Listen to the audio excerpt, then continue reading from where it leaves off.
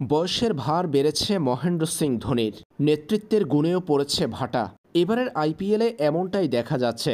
Chennai super Kings আইপিএলের অন্যতম জনপ্রিয় দল। টুর্নামেন্টের সবচেয়ে বেশি ৫ শিরোপা জয়ী দল তারা। সেই চেন্নাই সুপার কিংসের এবারের পারফরম্যান্স মোটেও নিজেদের নামের সঙ্গে যাচ্ছে না।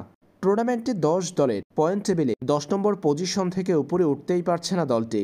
প্রশ্ন হলো, চেন্নাই সুপার কিংস আর কি টুর্নামেন্টের প্লে অফ খেলতে পারবে, কিংবা প্লে অফ খেলার স্বপ্ন টিকে রইল কিনা চেন্নাই সুপার কিংসের?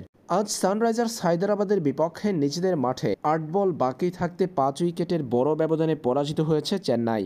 এই হারের পর প্রশ্ন জেগেছে চেন্নাই সুপার কিংস টুর্নামেন্টের প্লে অফ খেলার যোগ্যতা অর্জন করতে পারবে কিনা, কোনো আশা বেঁচে রইল কিনা চেন্নাই সুপার কিংসের। কার্যত চেন্নাই এখন অর্জন করেছে ৪ পয়েন্ট, হাতে বাকি আছে আর কেবল ৫টা ম্যাচ। সেই ৫ ম্যাচের ৫টাতেও যদি জিততে পারে চেন্নাই, সেই ক্ষেত্রে তাদের হবে ১০ পয়েন্ট, আর এই ৪ পয়েন্ট নিয়ে তাদের অর্জন হবে ১৪ পয়েন্ট। তাতেও অবশ্য প্লে অফ খেলা হচ্ছে না তাদের। তাই সানরাইজার্সের বিপক্ষে হারের মধ্য দিয়ে চেন্নাই সুপার কিংস টুর্নামেন্ট থেকে বিদায় নিশ্চিত করেছে।